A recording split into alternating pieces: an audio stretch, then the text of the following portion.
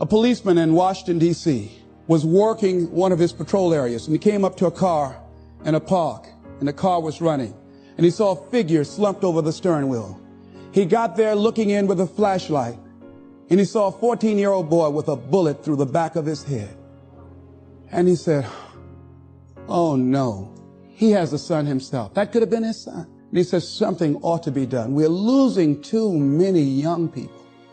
And so this man went home. He had like several $1,000s worth of exercise equipment in his basement. He rented a place. He started bringing the kids in to get them involved in taking care of their bodies and physical exercise and athletic activity. He now has expanded that to getting them involved in entrepreneurial ventures, saying that this is a free enterprise system, and the more enterprising you are, the freer you are. And now these kids have started their own business. They have a little shopping center that they run, they operate, they are managing, and they have commercials on radio, and I'm going to be going there doing some training with them. So he decided, because of that event, that I ought to do something. Now, some of the things that's going to happen when you look out and see what can I contribute to, what can I give, I guarantee you, ladies and gentlemen, you're going to have a voice that's saying, it's just no use, it's out of control now. There will be a voice telling you that you'll be wasting your time and wasting your energy and wasting your effort. I say, don't listen to it. Listen to that still small voice that says, I can do something, and I ought to do it. We ought to do it. Ladies and gentlemen, giving creates energy in ourselves and in others. Have you ever helped a blind person go across the street, or help a senior citizen, or give somebody some help? Held the door for somebody, or an elevator. How many of you get a good feeling inside when you do something good for somebody? See, we're really giving to ourselves. See, that's really the law. When you are giving to yourself. That's who you're giving to. So you want to give yourself some good gifts. There's a principle underlying the concept of giving. The energy flowing through us as we do, that love generates abundance in our lives, and we are able to reap so much from life as a result of our giving. How are you giving up your life? Do you know, to the degree that you are giving, to that degree determines how much you enjoy life, how meaningful your life is. There are things, ladies and gentlemen, I used to do I can't do now.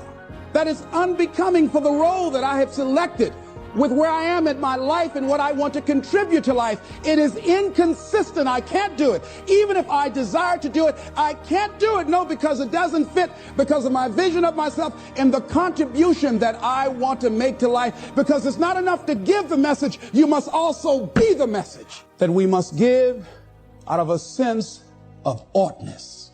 Immanuel Kant, in a book called Critique of Pure Reasoning, he says sometimes we must give out of a sense of oughtness, that there's certain things that happen, that we just say something ought to be done about this. Now, the reason that most people don't give is because they operate out of a consciousness of scarcity. They don't believe that there's enough to go around. They can't see themselves having the capacity to give. They don't believe that they have anything to offer. They don't see themselves as an opening for the universe to work through.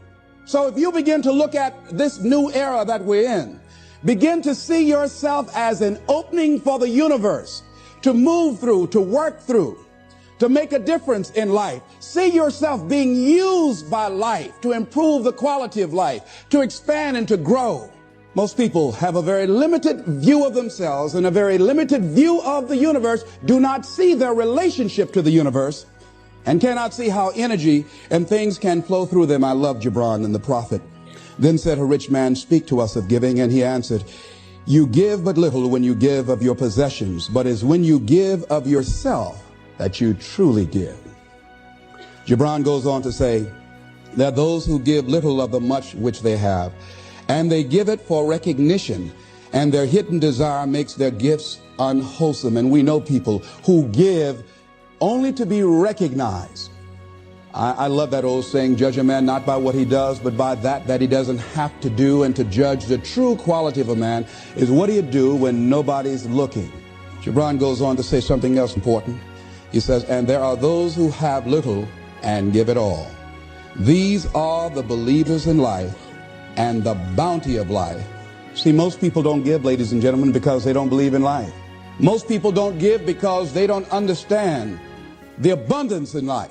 And so they go through life holding back on life, not understanding this also, that what you hold back from life, life holds back from you.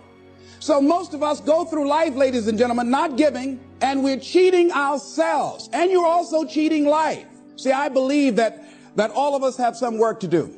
I strongly believe that each one of us showed up to do something, that each one of us showed up to contribute something to life, and that if we don't do it, it will not be done. See, no one is going to give Les Brown's speech. No one is going to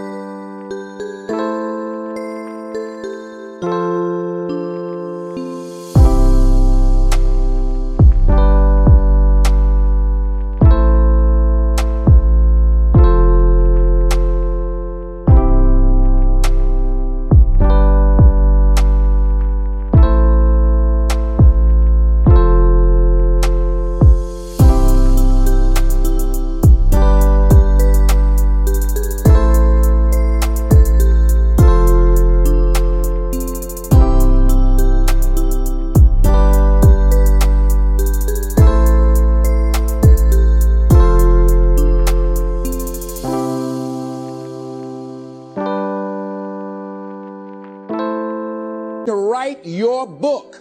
See, if you've been given something to do, and if you don't do it, what you're doing is short-circuiting the flow of the universe. See, when you give, you create a vacuum. You are now in a position to receive.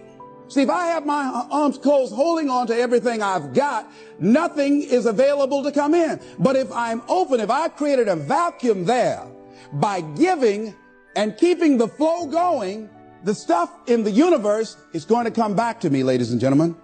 It's going to come back. Whatever you give, whenever I go into a room and give a speech to inspire people, to help them to develop their greatness, if you get 10% of what I get, because as Bach says, we teach that which we need most. I'm not wearing any crown. I need it as much as I'm sharing it. I'm still growing. I'm still unfolding. I'm still seeking to discover my greatness. And if you get 10% of what I get when I walk out of here, see, there will be a different man walking out of here than who came in here. And as I give, the more I give to you, the more I get.